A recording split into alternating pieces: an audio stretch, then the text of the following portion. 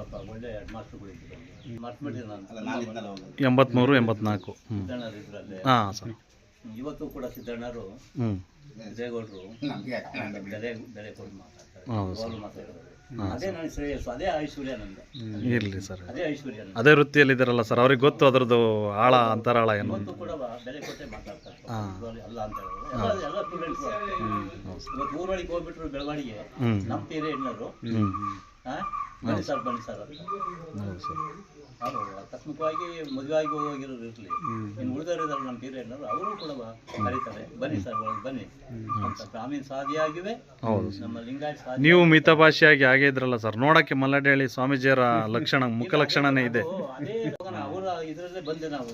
ಆ ಥರದಲ್ಲಿ ನಡವಳಿಕೆಗೆ ಸ್ವಲ್ಪ ಕಷ್ಟವಾಯ್ತು ನಮಗೆ, ಅಲ್ಲಿ ಸ್ವಲ್ಪ ವೃತ್ತಿ ಮಾಡಿದೆ. ಅದಾದ್ಮೇಲೆ ಬರ್ತೀರಾ ಕರ್ತವ್ಯಕ್ಕೆ.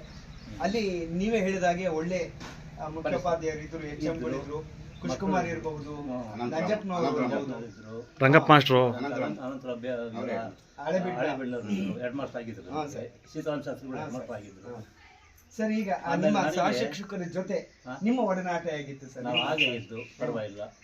ಆಗಿರ್ಬೋದು, ನಂಜಪ್ಪ ಆಗಿರ್ಬೋದು, ಸಣ್ಣೇಗೌಡರು, ಶ್ರೀನಿವಾಸ ಇರ್ಲಿ, ರಂಗಪ್ಪರು ಇದ್ರು, ತೀರೋಗ್ಬಿಟ್ರು ಅವರು. ನಮ್ಮ ಕಳಸಾಪುರ ಸೀತಮ್ಮರು ಇದ್ರು. ಆಮೇಲೆ ನಮ್ಮ ಒಡ್ರಳ್ಳಿಯ ಕಮಲಮ್ಮರು ಇದ್ರು ಸ್ವಲ್ಪ ದಿವಸ. ಎಲ್ಲರ ಜೊತೆಲೂ ಕೂಡ ನಾವು ಹೊಂದ್ಕೊಂಡೆ ಇದ್ದು ಯಾವುದೋ ಒಂದು. ಆಮೇಲೆ ಇನ್ನೊಂದು ಏನಾಯ್ತಪ್ಪ ಅಂತಂದ್ರೆ, ಪಕ್ಕದಲ್ಲಿ ಜಾಕಿರ್ ಹುಸೇನ್ ಇದಾರಲ್ಲ, ಅದೇ ಮನೆ ಇನ್ಸಿಡೆಂಟ್ ನಡೀತು ಒಂದು. ಅವರು ನಮ್ಮ ಸೀತಾರಾಮ ಶಾಸ್ತ್ರಿಗಳು ಸ್ವಲ್ಪ ಭಾರಿ ವಿದ್ಯಾವಂತರೇ, ಅವರು ಜ್ಞಾನಿಗಳೇ. ಜ್ಞಾನಿಗಳು ಅಂತಂದ್ರೆ ಜ್ಞಾನಿಗಳೇ ನಿಜವಲ್ವೇ. ಆಮೇಲೆ ಪಾಠ ಮಾಡ್ಬೇಕಾದ್ರೆ ನಡೆದದ್ದು ಹೇಳ್ತೀನಿ ನೋಡ್ರಿ, ಆ ಒಂದು ಪೀರಿಯಡ್ನಲ್ಲಿ ನಡೆದದ್ದು ಹೇಳಲೇಬೇಕಾಗಿತ್ತು ನಾವು. ಆ ಪಾಠ ಮಾಡ್ಬೇಕಾದ್ರೆ ಅವ್ರ ಮಗ ಹೆಂಗಂಗ ಆಡೋನು ಚಿಬಿಗುಲ್ಲ ಅಂತ ಯಾಕ ಇರ್ಬೋದು. ಇವ್ರೇನ್ ಮಾಡ್ಬಿಟ್ರು, ನಾನು ಅಷ್ಟೊಂದು ಪಾಠ ಮಾಡ್ಬೇಕು, ನನಗೆ ಇದು ಮಾಡ್ತೀಯಲ್ಲ ನೀನು, ಚೆಲ್ಲಟ ಆಡ್ತೀಯಲ್ಲ ಅಂದ್ರು. ಹೊಡೆದ್ರು ಬೇತ ತಗೊಂಡ್ ಸರ್. ಇವು ಕೈ ಎಕ್ಕ ಕಡೆಗೆ ಹಿಂಗೆ ಕೈ ಕೊಟ್ಟರು ಕೂಡ ಆಕ ಕಡೆಗೆ ಎದ್ಬಿಡಿದವಲ್ಲ, ಅದು ಹಂಗೈ ಬಂತು. ಬಟ್ಟೆ ಬಿಚ್ಕೊಂಡ ಅವತ್ತೇನೋ ಅವ್ರ ಮೇಲೆ ಯಾರೋ ನೆಂಟಿಸ್ತು ಬಂದು ಫಂಕ್ಷನ್ ಅಂತ, ಆ ಗಳಿಗೆ ನಾನು ಹೇಳ್ತೀನಿ. ಆಮೇಲೆ ಆ ಫಂಕ್ಷನ್ ನಲ್ಲಿ ಇವರು ಹೋಗ್ಬಿಡ್ತಾರೆ, ಅಳ್ತಾ ಹೋಗ್ಬಿಡ್ತಾರೆ, ಬಟ್ಟೆನ ಕೊಸ್ತು ಹೋಗ್ಬಿಡ್ತಾರೆ. ಇದೇನಾಯ್ತು, ಹೊಡೆದದ್ದು ಬರೇ ಹಂಗೆ ಎಲ್ಲರಿಗೂ ಸಿಟ್ಟು ಬರ್ತದೆ, ಪೋಷಕರಿಗೆ ಸಿಟ್ಟು ಬಂತು. ಬಂದ್ರು ಎಲ್ಲರೂ, ಯಾಕೆ ಹೇಳ್ತೀರಾ ನಿಜವಾಗ್ಲೂ. ಆಮೇಲೆ ಎಲ್ಲಿ ಮೇಷ್ಟ್ರಲ್ಲಿ ಎಲ್ಲಿ ಅವನು ಏಕವಚನದಲ್ಲಿ ನೀವು ಬರಬೇಡಿ ಸರ್ ಅಂತ ಹೋಗಿ ನಿಂತ್ಕೊಂಡೆ. ಅವ್ರು ಏನು ತಪ್ಪು ಮಾಡಿದ್ರೆ ಹೇಳ್ರಿ, ನಾನು ಕ್ಷಮಾಪಣೆ ಬೇಡ್ಕೊಂತೀನಿ, ಬೇಡ ಇವು ಬೇಡ ನಿಮಗೆ ಹಾಗೆ ಹೀಗೆ ಅಂತ ಬೇಡ್ಕೊಂಡೆ. ನೋಡ್ರಿ ಇವು ಗೌಡ್ರು, ತಿಮ್ಮೇಗೌಡರು ಈ ಥರ ಹೇಳ್ತಿದ್ದಾರೆ ಅಂತ ಹೇಳ್ಕೊಂಡು ಮುಂದಕ್ಕೆ ಬಂದಿಲ್ಲ, ಒಳಗಡೆ ನುಗ್ಗಿಲ್ಲ. ನುಗ್ಗಿದ್ರೆ ಅವ್ರನ್ನ ಹಿಡ್ಕೊಂಡ್ಬಿಡೋರು. ಅಷ್ಟೊಂದು ವೀರಾವೇಶ ಅಂತ ಬಂದರು. ಅದೊಂದು ಅವತ್ತು ಅವೇಡ್ ಮಾಡಿದೆ. ಆ ಸೀತಾರಾಮ ಶಾಸ್ತ್ರಿಗಳು ಇರುವವರಿಗೆ ಕೂಡ ತಿಮ್ಮೇಗೌಡರು ಪರವಾಗಿಲ್ಲ ಕಣಪ್ಪ ನೋಡಿ ನನಗೆ ಎಂತ ಅವತ್ತ ಸಹಕಾರ ಕೊಟ್ಟರು.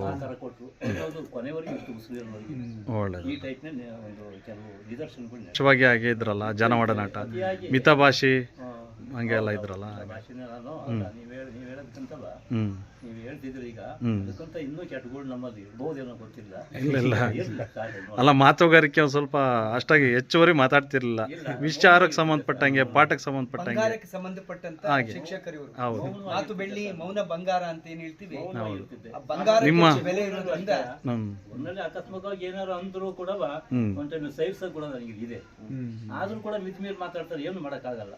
ಇರ್ಲಿ ಒಂದ್ ಕಡೆ ಇರ್ಲಿ. ಸರ್, ತುಂಬಾ ಖುಷಿ ಕೊಟ್ಟಂತ ಕ್ಷಣ ನಮ್ಮ ಬೆಳವಾಡಿಯ ಶಾಲೆಯಲ್ಲಿ ಯಾವ್ದು ಇರಬಹುದು ಸರ್? ತುಂಬಾ ಒಂದೇ ಒಂದು ನಾಟಕ ಕಲ್ತಿದ್ದು ಸರ್, ನಾವು ಹೇಳ್ತೀನಲ್ಲ, ನಾಟಕ ಕಲ್ತಿದ್ದು ಸತ್ಯವಾನ್ ಸಾವಿತ್ರಿ ಅಂತ.